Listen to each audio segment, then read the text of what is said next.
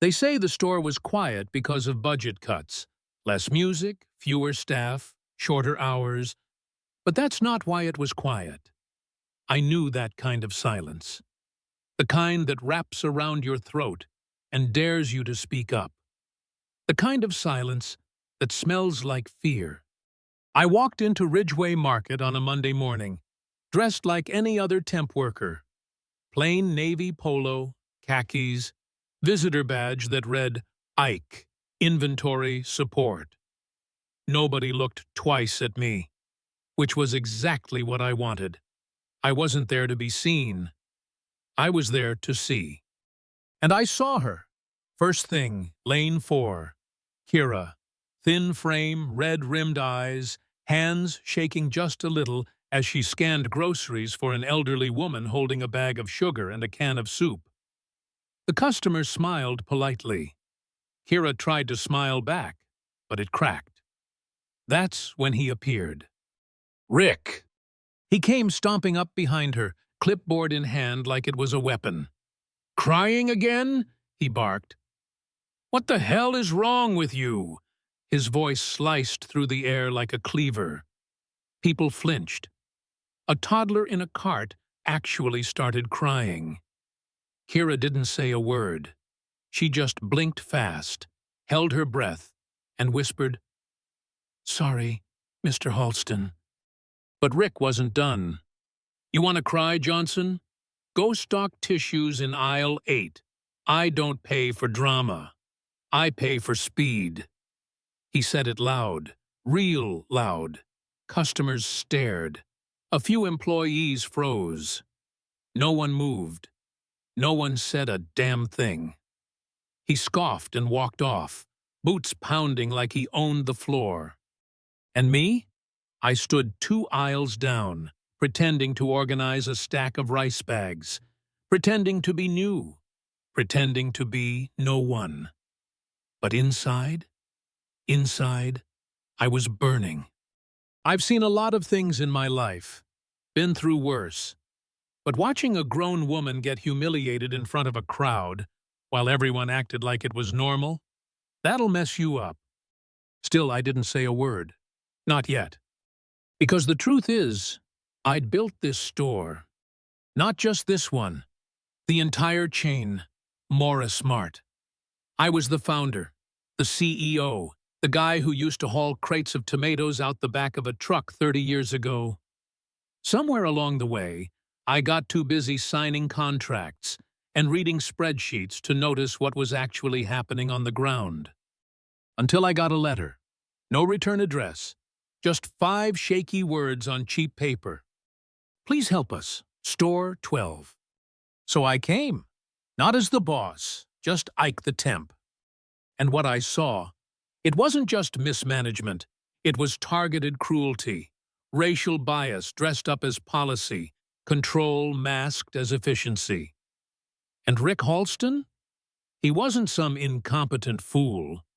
He was calculated, dangerous. Second day on shift, I found Kira crying again.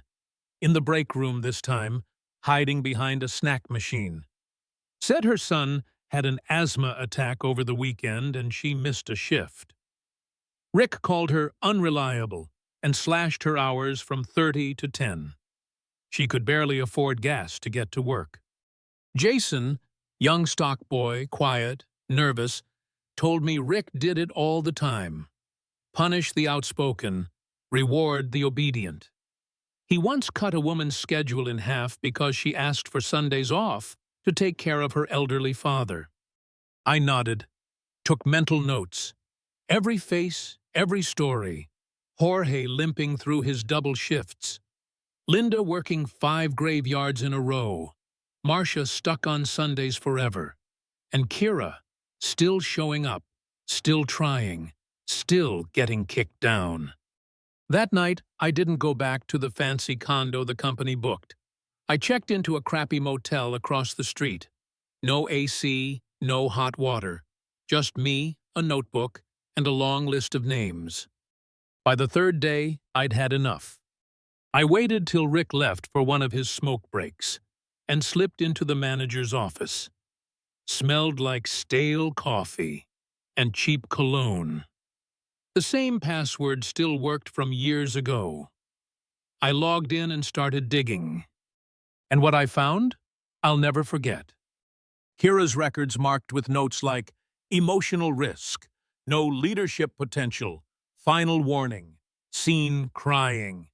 Jason, low compliance, talks too much. Jorge, compliant but weak. Linda, high risk burnout. But Rick?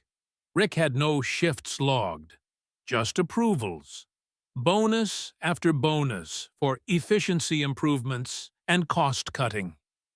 He'd been inflating performance reports, trimming labor hours just enough to cash out on corporate incentives. And I had signed those reports. Every single one. I felt sick. Sick because I should have seen this sooner. Sick because people like Kira paid the price for my silence. So I made a plan. The next evening, I waited in that office with 4 printed pages in my hand. Rick walked in, saw me standing there, smirked. "You shouldn't be in here, temp." I didn't flinch, just held out the pages. "What's this?" "Proof," I said, "of everything you've done." He laughed. "You think you're special? You're just a nobody. Stay in your lane." I pulled off my badge, looked him dead in the eyes. "I built this lane." His smirk vanished. He blinked. "Wait, what?" "I'm Isaiah Morris, CEO, founder. And you? You're done." He tried to talk, tried to twist it. I was just following metrics. Corporate approved." "No," I said. "You manipulated the numbers. You punished people for being human. And you lined your pockets doing it." I opened the office door. "Hand over your keys." He hesitated. I stared. He dropped them into my hand. The metal hit my palm like a verdict. 10 minutes later, I gathered the staff in the break room. They looked confused, tired, wary. "My name is Isaiah Morris," I said, "and I owe you all an apology." You could hear the silence thicken. "I built this company to create jobs with dignity, but somewhere along the way, I lost sight of what that meant. And because of that, people like Rick were allowed to rise." I held up the papers. "He used schedules to punish, to control, to break you. But that ends tonight." I turned to Kira, who stood frozen in the corner. "Kira Johnson, I'm offering you the role of assistant manager, starting now. Full authority. You've already been leading. Now you get the title too." She looked stunned. "But I was written up. Rick said I was—" I cut her off. "He said a lot of things. None of them were true. You showed up. You lifted others.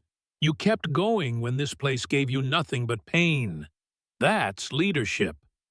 Slowly, she stepped forward, took the badge, and the room, God, the room, stood still. Then Marcia clapped, then Jorge, then everyone. Jason looked at me, voice trembling. "What about the rest of us?" I smiled. "We rebuild, with Kira at the lead, together." "Rick? He didn't just lose his job. He was blacklisted. Corporate conducted a full audit. Press got hold of it. And within a week, his face was all over the local news. Manager fired for weaponizing schedules." He tried to spin it. Didn't work. Nobody believed him. And me? I stayed for a few more days, just long enough to help Kira set new policies. Fair shifts, no more retaliation. Sick time respected. Staff voices matter. I left quietly. Didn't need applause. Didn't want credit. I just stood in the parking lot one last time and watched her lock the doors. Her store now. Same lane 4. Same cracked linoleum. But something about it felt whole again.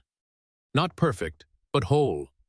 And in that quiet, just for a moment, I finally heard something new.